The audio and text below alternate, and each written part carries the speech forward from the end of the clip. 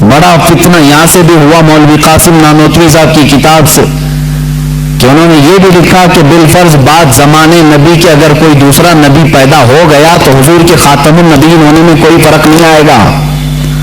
یعنی کوئی دوسرا نبی پیدا ہو سکتا ہے اگر ہو گیا اگر مگر کی بات ہی چھوڑو. جب حضور نے 1400 سال پہلے کہہ دیا فرما دیا کہ میرے بعد کوئی نبی نہیں ہو سکتا تو نہیں ہوگا. آپ کتاب میں یہ نئی بات لکھنے کی کیوں ضرورت پیش کی؟ آپ کو کیوں ضرورت پیش آئی کہ اگر اب کے زمانے میں بھی کوئی نبی آئے گا تو حضور کے خاتم النبیین ہونے میں کوئی فرق نہیں آئے گا؟ تو آپ کی اس بات سے پتہ نہیں کتنے محلوں میں کہاں کوئی نبی ہونے کا اعلان کر دے گا. مولانا قاسم نانوتوی فرماتے ہیں یہ بات بڑی اہم ہے.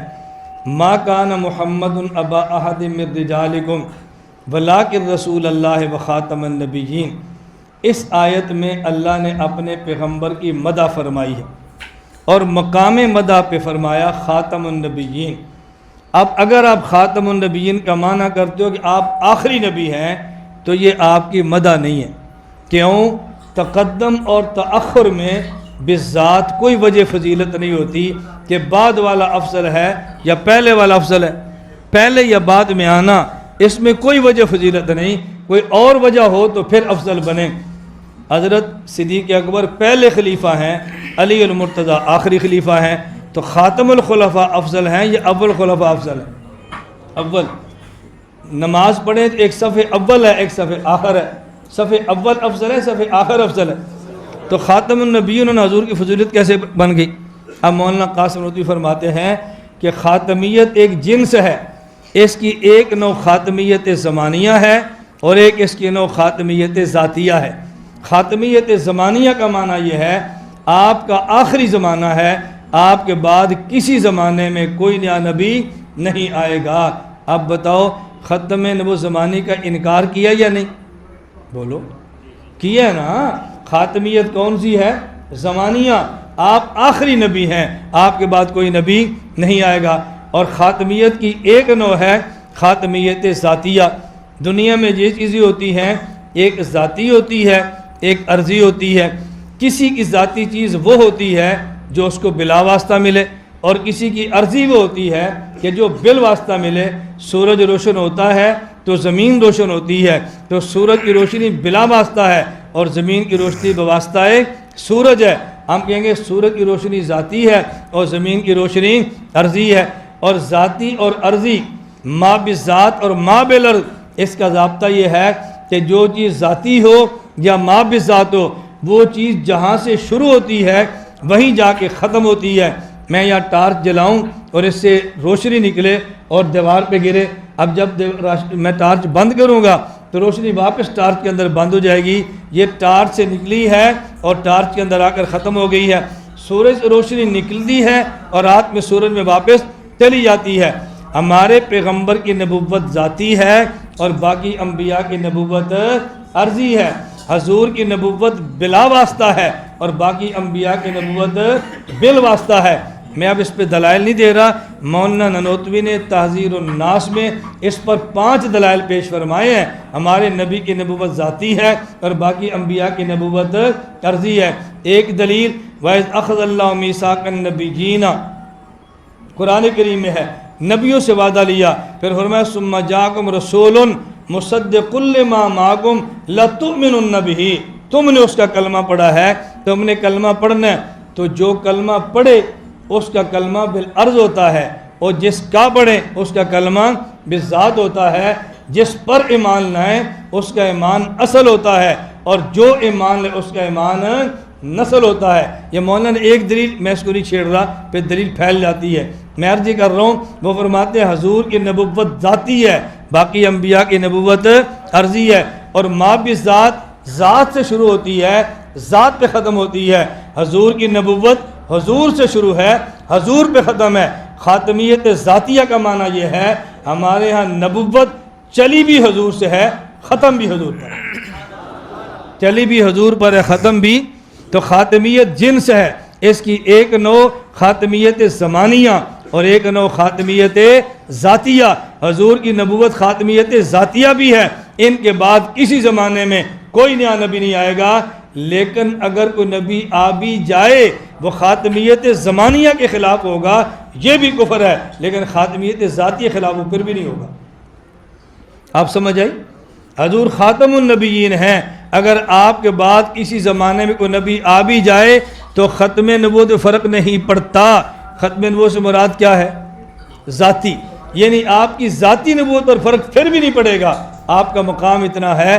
لیکن ختم نبوت کا عقیدہ آپ کے بعد کوئی نبی آئے گا نہیں، کیونکہ آپ کی جس طرح ختم نبوت ذاتی ہے، اسی طرح آپ کی نبوت ختم زمانی بھی ہے۔ آئے گا کوئی نہیں، یہ کفر ہے، لیکن آ بھی جائے ختم نبوت خاتمیت زمانیہ کے خلاف ہوگا، لیکن خاتمیت ذاتیہ کے خلاف نہیں ہوگا۔ تو حضرت اس بات فرما رہے ہیں، انکار فرما رہے ہیں؟ اس بات فرما رہے ہیں۔ چلو 100 سال کا عرصہ گزر گیا، آج بھی میں دعوت دیتا ہوں، آج تو سوشل میڈیا کا زمانہ ہے، میری یہ دعوت قبول کریں علماء دیوبند یا جو بھی، میں آپ سے اتحاد کر لوں گا، سینے سے سینہ لگا لوں، لیکن صرف یہ باتوں سے تم انکار کر دو اور کہو کہ وہی عشق رسالت ہمارے اندر ہے جو سیدنا ابو بکر صدیق میں تھا، سیدنا عمر فاروق میں تھا، عثمان ابن عفان میں تھا، حیدر کرار میں تھا، رضوان اللہ تعالی علیہ اجمعین۔ جو مشائخ اہل سنت نے ہمیں محبت رسول اور تعظیم رسول سکھایا ہے، اسی پر ہمارا اتفاق ہے۔ اور میں سینے سے سینہ لگانے کو تیار ہوں۔ نحمده ونصلی علی رسول الکریم، اما بعد۔ حضرت مولانا سلمان اظہری صاحب دامت برکاتہ ہندوستان کے ہیں اور بریلیوں کے بڑے عالم ہیں۔ ان کی کلپ میں دیکھ رہا تھا کہ وہ کہتے ہیں کہ دیوبندیوں کے ساتھ کھلے دل کے ساتھ میں اتحاد کرنا چاہتا ہوں، لیکن اس کے بعد انہوں نے 4 کتابوں کا نام لیا، برائن قاطیہ، تقویت الایمان، اور ان کی عبارتیں انہوں نے پیش کی اور کہا کہ یہ ان کا عقیدہ ہے، یہ نکالیں گے تو ہم اتحاد کریں گے۔ جواباً عرض ہے کہ حضرت وہ عقیدہ جو آپ پیش کر رہے ہیں ہم لوگوں کے لیے، دیوبندیوں کے لیے، وہ عقیدہ پہلے بھی نہیں تھا اور آج بھی نہیں ہے۔ وہ تو کچھ عبارت مبہم ہے، اس کو لے کر کے کچھ لوگوں نے اس پر معنی چڑھایا اور دیوبندیوں کو اتنا بدنام کر دیا کہ گستاخ رسول قرار دے دیا، اور ایک دوسرے سے ملنا بھی مشکل ہو گیا دیوبندی بریلوی کا۔ وہ عقیدہ ہمارا نہیں ہے۔ ہمارا عقیدہ ہے، ثمرۃ العقائد میں نے کتاب لکھی ہے، 350 عقیدے ہیں، ضرورت کے سارے عقیدے اس میں، یہ سارے آبھاس ہے جو آپ بیان فرما رہے ہیں۔ ہر عقیدے کے لیے 3 آیت 3 حدیث ہے۔ حدیث سیاست ہے کہ قال رسول اللہ صلی اللہ علیہ وسلم، قول صحابی قول تابعی بھی نہیں لیا، کسی کی رائے نہیں لی، کسی کے فتویٰ کا ذکر اس میں نہیں ہے، صرف آیت، صرف حدیث صراحۃ النص اور آیت ہے، صرف 7 کتاب سے تیار کیا گیا ہے۔ آیت مبہم اگر ہو تو تفسیر ابن عباس سے اس کی تفسیر کی گئی ہے، کسی اور تفسیر کو نہیں لکھی ہے، کوشش کی گئی ہے صراحۃ النص۔ یہ کتاب اس لیے لکھی تھی میں نے تاکہ دیوبندی بریلوی اہل حدیث سب اگر جمع ہونا چاہیں تو اس پر جمع ہو جائیں۔ آپ کہتے ہیں نا صرف آیت ہو صرف حدیث ہو، یہ صرف آیت اور صرف حدیث ہے اور صراحۃ النص ہے۔ آئیے اس پر ہم اتحاد کرتے ہیں، یہ ہمارا عقیدہ ہے دیوبندیوں کا۔ اور اگر اس میں کمی زیادتی کرنی ہو تو اس میں 2 شرطیں ہیں، ایک تو آیت ہو صراحۃ النص، اور اگر مبہم جملہ ہے تو تفسیر ابن عباس سے تفسیر کریں گے، کسی اور سے نہیں، یا سیاست ہے کہ حدیث ہو تو کمی زیادتی بھی میں کر دوں گا انشاءاللہ، کوئی حرج کی بات نہیں ہے۔ اور میری کوشش ہے کہ آپ اس کتاب کو دیکھیں، یہ کتاب یہ ہے میری، یہ ثمرۃ العقائد ہے، اس میں 350 عقیدے ہیں۔ اس کو آپ دیکھیں، آن لائن موجود ہے، گوگل پر جب جائیں گے ثمرۃ العقائد لکھیں گے تو آپ فوراً یہ کتاب آ جائے گی، اس کو غور کریں۔ کمی زیادتی ہو تو ہم کو کہیں، لیکن شرط وہی ہے کہ آیت اور حدیث صراحۃ النص، قول صحابی قول تابعی نہیں۔ حضرت نے فرمایا یہ بالکل نہ ہو، اس لیے کہ حضرت پھر وہ اختلاف زیادہ ہو جائے گا۔ آپ اس کو دیکھیں۔ مجھے بڑا افسوس ہوا کہ سیاہ ستہ کہ حنفیوں کے 2 ٹکڑے ہو گئے، اور ایک دوسرے اگر جڑے ہوتے تو کتنا کام ہوتا غیر مسلموں میں، لیکن ہم 2 ٹکڑے میں بٹ گئے۔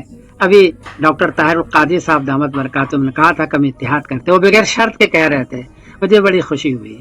آپ سلمان اظہری صاحب آپ تو کہہ رہے ہیں، لیکن آپ شرط لگا رہے ہیں، اور ایسے شرط لگا رہے ہیں جو بلا وجہ کی میرا خیال ہے کہ لگا رہے ہیں وہ عقیدہ وہ ہمارا نہیں ہے. ہمارا عقیدہ وہ جو ثمرۃ العقائد میں لکھی ہوئی ہے اور صرف آیت اور حدیث آپ کے کہنے کے مطابق اسی پر انشاءاللہ اتحاد کریں گے. یہ اختلافی مسئلہ ہے, کمی ذاتی ہو تو معاف کر دینا, اس لیے کہ یہ زمانے سے اختلاف چل رہا ہے. تو یہ ہے, اور میں آپ سے کھلے دل سے اتحاد کرنا چاہتا ہوں اور صرف آیت اور صرف حدیث صحت النص پر اتحاد کرنا چاہتا ہوں. میں سمیر الدین قاسمی بول رہا ہوں, مانچ.